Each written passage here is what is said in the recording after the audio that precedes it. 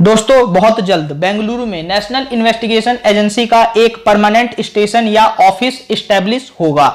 इस प्रपोजल को approval recently हमारे union home minister Amit Shah ji ने दे दी है और ये प्रपोजल दोस्तों रखा था बीजेपी एमपी तेजस्वी सूर्या जी ने।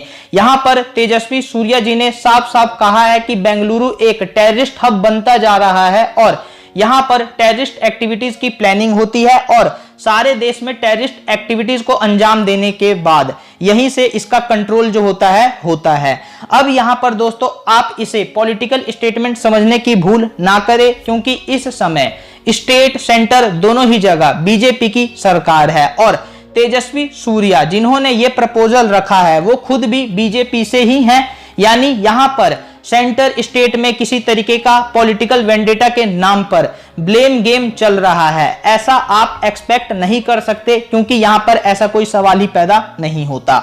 यह मुद्दा काफी सीरियस है और इस पर ध्यान दिया जाना काफी जरूरी है। और दोस्तों इस पर ध्यान जो गया है रिसेंटली वो बेंगलोर राइट्स की वजह से गया है, जिसमें काफी सारे पुलिस वाले घायल हुए, थाना को फूंक दिया गया और कई निर्दोष लोग मारे गए। इस दंगे का कारण यह बताया जा रहा है कि कांग्रेस एमएलए अखंडा श्रीनिवास मूर्ति के एक भतीजे हैं, उन्होंने सोशल मीडिया पर एक ऐसा पोस्ट शेयर कर दिया जिससे कि कम्युनिटी के सेंटीमेंट हर्ट हो गए और यहां पर इसी सेंटीमेंट हर्ट होने की वजह से दंगा हो गया।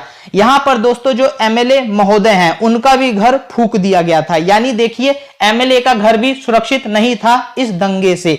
तो आप यहां पर खुद ही लॉ एंड ऑर्डर के हालत को समझ सकते हैं कि कैसा उस समय हालत हो गई थी। अब दोस्तों एनआईए ने इस मामले को इन्वेस्टिगेट किया और इसमें यह पाया कि टेररिस्ट लिंकेज काफी ज्यादा इसमें इन्वॉल्व है। यहां पर यानी जो एक्चुअली में सेंटिमेंट हर्ट होना किसी कम्युनिटी का सिर्फ यही कारण नहीं है इन दंगों का, इसके पीछे प्रॉपर प्लानिंग की गई है टेररिस्ट के द्वारा।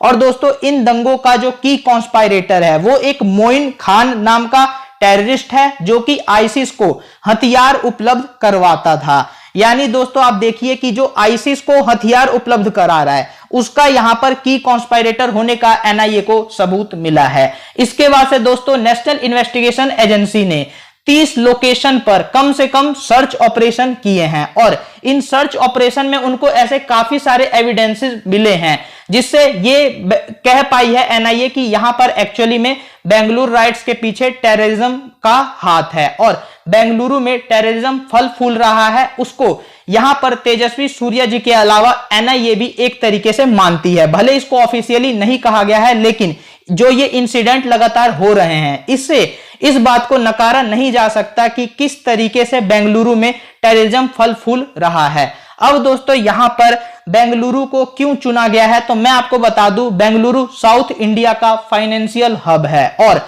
साथ में इंफॉर्मेशन टेक्नोलॉजी का भी हब है। यानी दोस्तों ये हमारे देश की इकोनॉमी में काफी बड़ा कंट्रीब्यूट करता है ये सिटी और इसी वजह से दोस्तों यहां पर टेररिज्म का होना हमारे देश की अर्थव्यवस्था के लिए भी काफी ज्यादा नुकसानदायक है और नेशनल सिक्योरिटी के लिए नुकसानदायक तो है ही। अब दोस्तों इसका समाधान जरूरी है और गवर्नमेंट को यहां एनआईए की फंडिंग को और ज्यादा बढ़ाने की जरूरत है, क्योंकि दोस्तों एनआईए जो है इस समय प्रॉपर मैन पावर और रिसोर्सेज की कमी को झेल रहा है।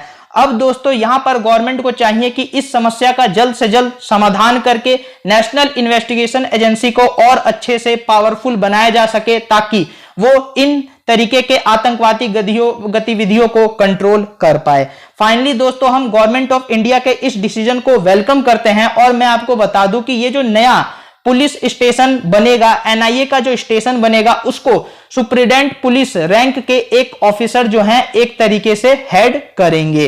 तो ये आपको इतनी इंफॉर्मेशन इस बारे में पता होनी चाहिए थी। इसी के साथ हम इस लेक्चर को खत्म करते हैं। आई होप आपको ये लेक्चर अच्छा लगा होगा।